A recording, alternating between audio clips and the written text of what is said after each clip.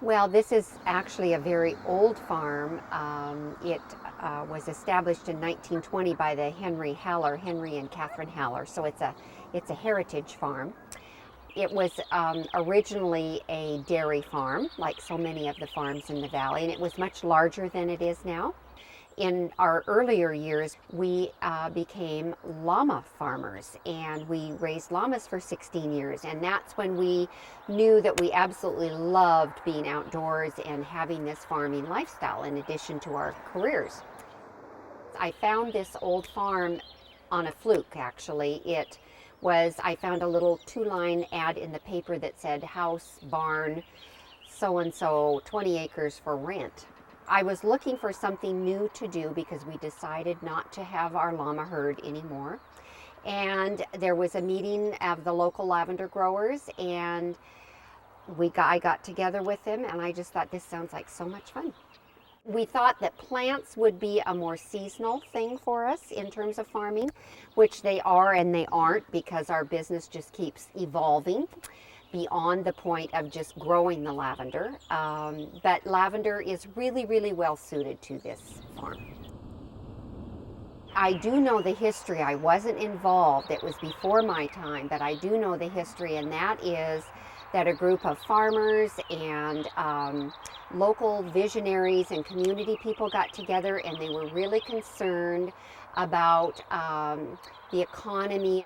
And so they got together and they tried to come up with a vision and something that would do really well here and that could give us an identity in our Sequim Valley.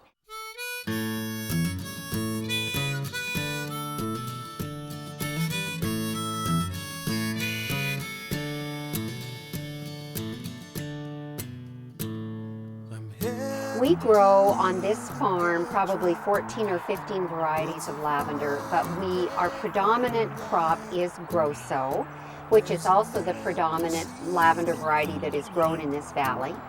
And the reason that we chose it and the reason it works for us is that our primary market, at least historically, has been the wholesale floral market. And Grosso is a very long-stemmed, beautifully colored variety that when it dries, it stays on the stem well. We also grow some culinary varieties because we use them in our products, and we do sell some culinary lavender as well. Traveling shoes bring all your colors, but leave your blues behind them. When we started our farm, we assumed that we would grow it, harvest it, dry it, and sell it as just sell it out of the barn. But what happened is it's an evolutionary process, as all things are, and value-added products out of lavender are economically a very good way to go. And by that I mean lotions and oils and creams and candles and all the things that you can make out of lavender. People call me up all the time and they say, I've got 5 acres and I need to know what I can grow to make some money. And I say, there's absolutely nothing you can grow to make money. And I will say that again and again. There's nothing you can grow to make money. You have to sell something to make money. And so anybody can grow it. Now, there are differing levels of skill, but pretty much anybody could grow lavender.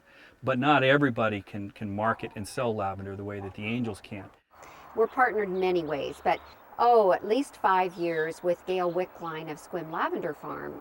We were reading about the lavender industry in Sequim, and we decided to try a little test plot and see if it would work for us. So we planted about 240 plants one year and kind of let them go and see if they would grow without a lot of attention. And they flourished, and so we decided, hey, let's give it a try. So then we decided to plant another, I think it was 1,700 more plants. Instead of having to weed it, we looked into doing this landscape fabric that the nurseries used. And that's how I met Cathy at the Sequim Growers Association. We met at a meeting, and I said I was going to order some of this fabric, and she decided that they wanted to do that as well. One of the reasons that's worked so beautifully is that Gail is a wonderful marketer, and she loves to do that. Yeah, that first one's so hard. It's so hard to get a no. So that's what you're so afraid of, is the first no. And once you get past now I have the mindset, you get through so many no's to get your yes. So it's like, who cares about the nose? And she grows her lavender down the road, and we produce it together, and we harvest together, and we dry it together, and she finds markets for us. She finds our customers, and Leon and I are more the production people, so we ship it out.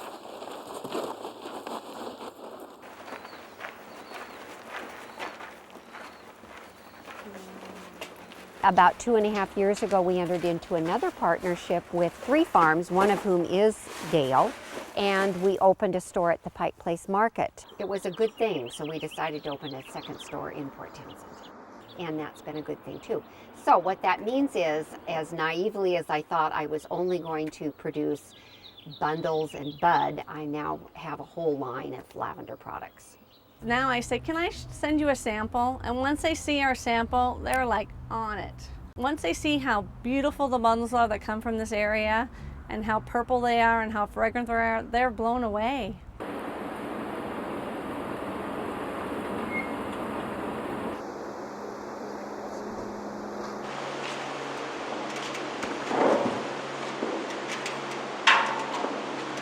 I believe in organic production totally. We are on Angel Farm. We are not certified organic, but we grow everything chemical and pesticide free. Harvest is a huge time because you have to harvest, you have a short window when the lavender is at its premium, and that's usually about a week. It's a very intensive time for us, so we will have a crew that comes in and helps us, often of between, say, I don't know, 7 or 8, 10 people will come in and work with us during that time frame.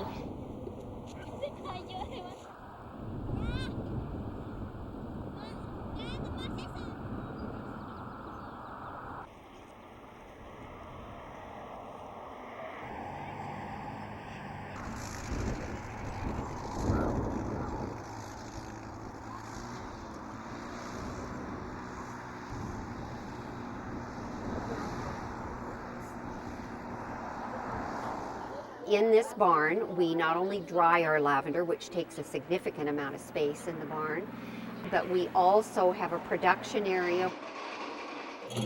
Gail, her father, who lives in Alaska, built us this very lovely defoliating machine.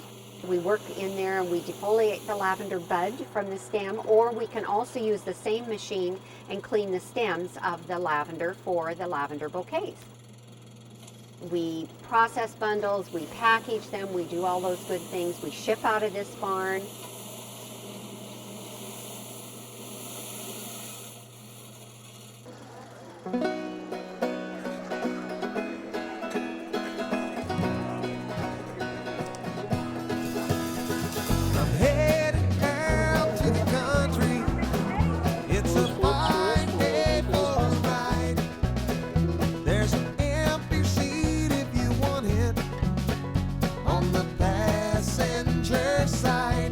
When the Fields of Flowers group got together, they determined lavender would be a viable signature crop for Sequim, and it would grow beautifully here. It was very shortly thereafter, and several farms opened up to the public, and it was received so wonderfully, and there was so much interest that it has grown into this wonderful festival. And we say we draw maybe 30,000 people, 35,000 people to the community over this 3-day period. It's a huge agritourism event, and it's wonderful, and people enjoy it immensely.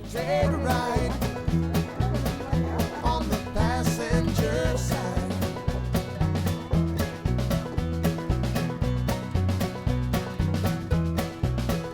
We can take a foothills highway or the road to Nash's farm. We can find some place by a riverside where I'll hold you in my arms. We've been all over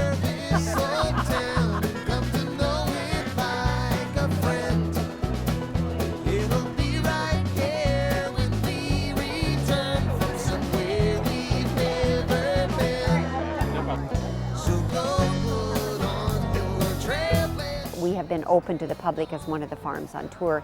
This will be our 3rd year to do that. It's a very intense 3 days. We have several thousand people coming to our farm during that time. And I've said to people, it's like giving a party for a few thousand people for 3 days. So it's very intense, but it's lots of fun too. And I love sharing this farm with people. Our farm, I think, has the distinction of being an old farm, and people from the city love to come and feel like they're on an old farm. It kind of takes them back to their roots.